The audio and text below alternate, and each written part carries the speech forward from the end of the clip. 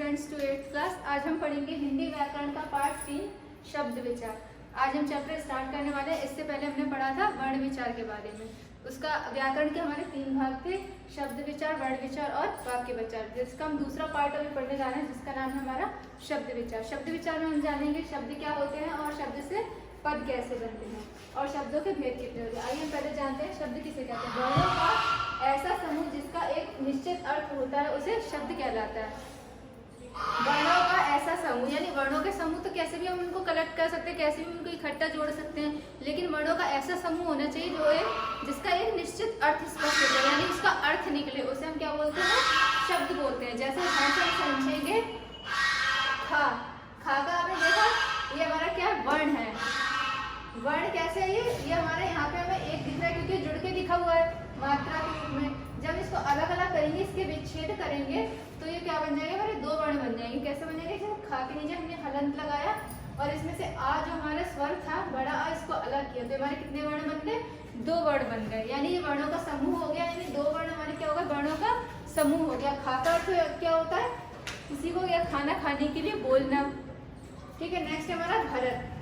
आपने देखा भ प्लस अ प्लस र अ त, यानी हमने जब इसके विच्छेद किए भरत के, इसमें से स्वर और व्यंजन को जब हमने अलग अलग किया तो क्या बने, हमारे 6 वर्ण बने और ये क्या बन गया, पूरा वाक्य शब्द बन गया हमारा भरत। यानी हमने देखा इसमें 6 वर्ण, यानी वर्णों का समूह भी है और वर्णों के समूह से जब हम इनको इकट्ठा करते हैं, वर्णों का मतलब इकट्ठा करके जब इनका शब्द बनाते हैं जोड़ के इनको, तो हमारे क्या बन जाते हैं, शब्द बन जाते हैं। और जब उनका अर्थ स्पष्ट हो तो हमारे सार्थक शब्द बन जाते हैं। यानी शब्दों का अर्थ होना चाहिए, उसी को हम क्या बोलते हैं, शब्द बोलते हैं, जिसका सार्थक अर्थ स्पष्ट हो, यानी निश्चित अर्थ निकले।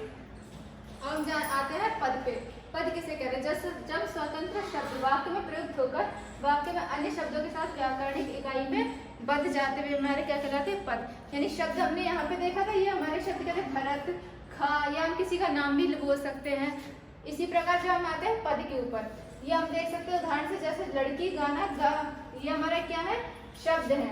जैसे लड़की, फिर हमने कॉमा लगाया, फिर गाना, फिर गा, ये हमारे अभी क्या है, हमारे सिर्फ शब्द ही हैं क्योंकि 3 शब्द हैं। लेकिन आज हम इसको व्याकरण के अनुसार बनाएंगे, लड़की गाना गा रही है, तो ये क्या हो गया हमारा, ये व्याकरण के अनुसार हमने इन शब्दों का प्रयोग करके, जब हमने इनका व्याकरण के अनुसार इनका प्रयोग किया तो ये क्या बन गया, हमारे पद बन गए। यानी व्याकरणिक इकाई में व्याकरण के नियम के अनुसार ये बंध गए हैं। व्याकरण के नियम के अनुसार ये लड़की गाना गा रही है, ये जो रही है हमारा, ये स्त्रीलिंग में प्रयोग होता है, यानी रही है, तो ये क्या हो गया हमारा, लड़की स्त्रीलिंग है इसलिए रही है, लड़का होता तो रहा है।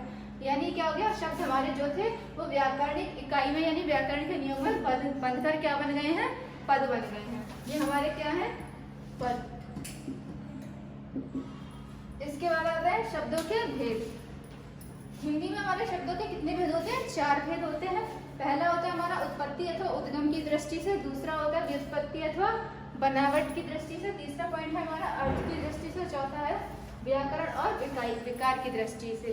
पहला होता है हमारा उत्पत्ति अथवा उद्गम की दृष्टि से, यानी शब्दों की उत्पत्ति कहाँ से हुई है, इनका उद्गम कैसे हुआ है, कैसे शब्द बने, इनके बारे में हम इसमें जानते हैं। तो उत्पत्ति अथवा उद्गम की दृष्टि से हम पढ़ेंगे शब्द के कितने भेद होते हैं।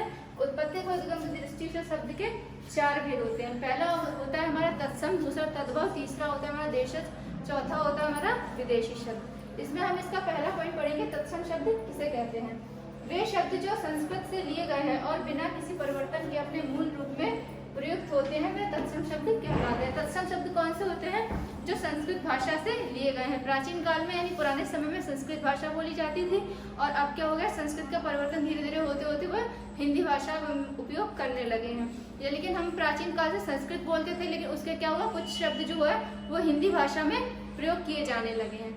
प्रयोग किए जाने पर क्या होता है, कुछ शब्दों का हम परिवर्तन के साथ उपयोग करते हैं, कुछ को संस्कृत के जो शब्द होते हैं उनको वैसे की वैसे ही हम हिंदी में उपयोग कर लेते हैं, उसे हम क्या बोलते हैं, तत्सम शब्द बोलते हैं। जो हिंदी भाषा में संस्कृत के जो शब्द आए हैं और उनको हम बिना किसी परिवर्तन के जब हिंदी भाषा में उपयोग करते हैं तो हमारे तत्सम शब्द बनते हैं। जैसे हम उदाहरण से समझेंगे, ओष्ठ, कर्ण, घृत, निंद्रा आदि, ये शब्द क्या होते हैं, हमारे संस्कृत भाषा के शब्द हैं। इनको हम हिंदी में भी ऐसे ही प्रयोग कर सकते हैं, यानी अपने मूल रूप में ये हिंदी में आ गए हैं। तो जैसे हमने देखा, ओष्ठ ये संस्कृत का शब्द है, अगर हम इसको परिवर्तन के साथ उपयोग करेंगे हिंदी में तो इसको कैसे करते हैं, ओट करते हैं, कर्ण को कान बोलते हैं, घृत को घी और निद्रा को नींद बोलते हैं, परंतु ये तत्क्षण शब्द है तो इसलिए हम इनको ऐसे ही हिंदी में लिखेंगे। इसके आगे हम जानेंगे तद्भव शब्द, देशज शब्द और विदेशी शब्दों के बारे में। तब तक हमारा ये टॉपिक यहीं पे खत्म होता है। आप इस टॉपिक को रिवाइज कीजिएगा। अभी इस चैप्टर के और भी टॉपिक है वो आपको नेक्स्ट वीडियो में पढ़ाऊंगी। Thank you.